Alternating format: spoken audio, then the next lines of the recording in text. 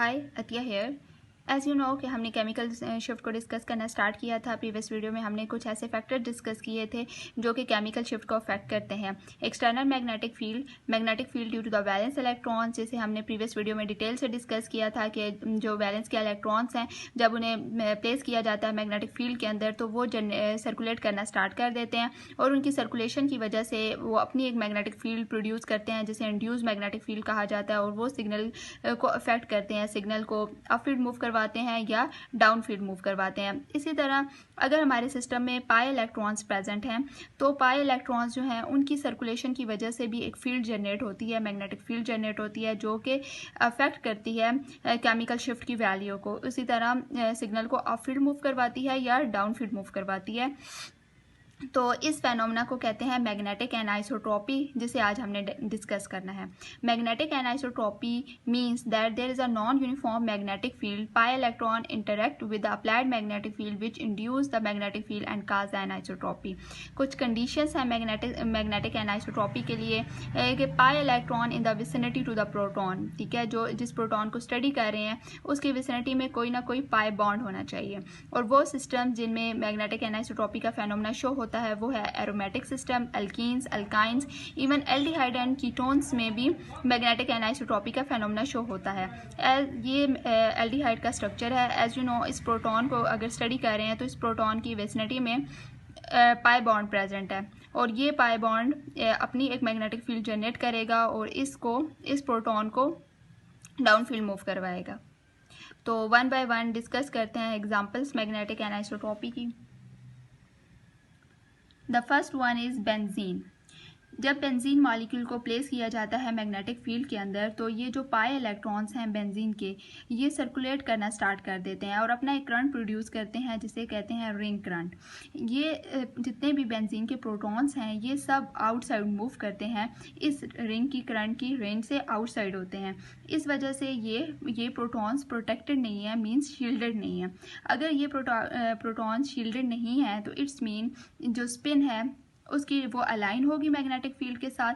अगर spin align है magnetic field के साथ तो इसे हायर एनर्जी स्टेट पे मूव करवाने के लिए हमें ज़्यादा एनर्जी देनी होगी। जब ज़्यादा एनर्जी देनी होगी तो इट्स मीन बेंजीन मॉलिक्यूल जो है ये डाउन फील्ड मूव करेगा। और ये कितना डाउन फील्ड मूव करता है? 7 to 8 ppm तक ये डाउन फील्ड मूव करता है।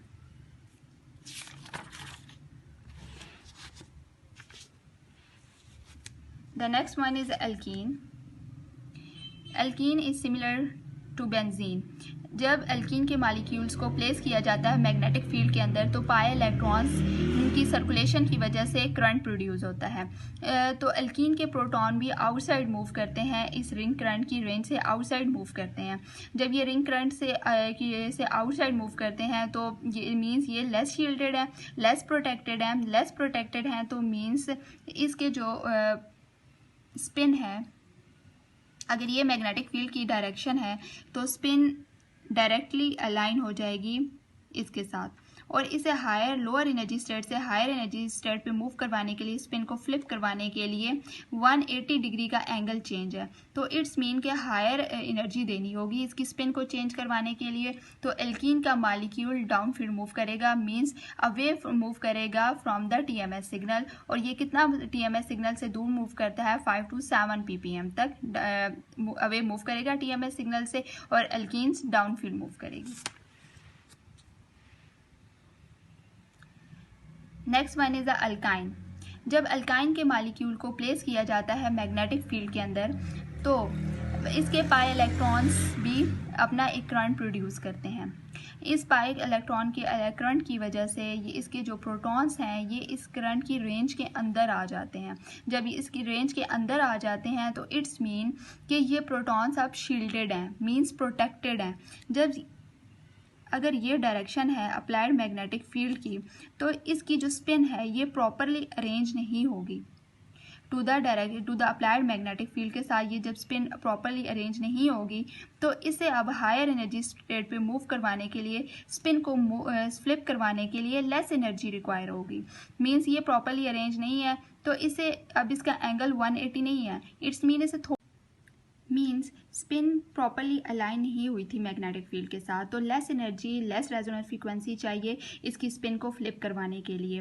लेस रेजोनेंस फ्रीक्वेंसी चाहिए तो इट्स मीन कि जो इसका सिग्नल आएगा वो शील्डेड रीजन में होगा, मीन्स नियर द TMS होगा, और ये 2 to 3 ppm पे अल्काइन मालिक्यूल का सिग्नल आता है। आज के इस लेक्चर में हमने स्टडी किया मैग्नेटिक एनिसोट्रॉपी के बारे में। अगर कोई भी मालिक्यूल प्रॉपरली उसकी स्पिन अलाइन हो जाएगी मैग्नेटिक फील्ड की डायरेक्शन में, तो इट्स मीन जो सिग्नल है वो डाउन फील्ड मूव करेगा। और जिस तरह ये अल्काइन के केस में जो स्पिन थी वो प्रॉपरली अलाइन नहीं हुई मैग्नेटिक फील्ड के साथ, तो जो सिग्नल है वो शील्डेड रीजन में मूव करेगा। तो मिलते हैं नेक्स्ट वीडियो में।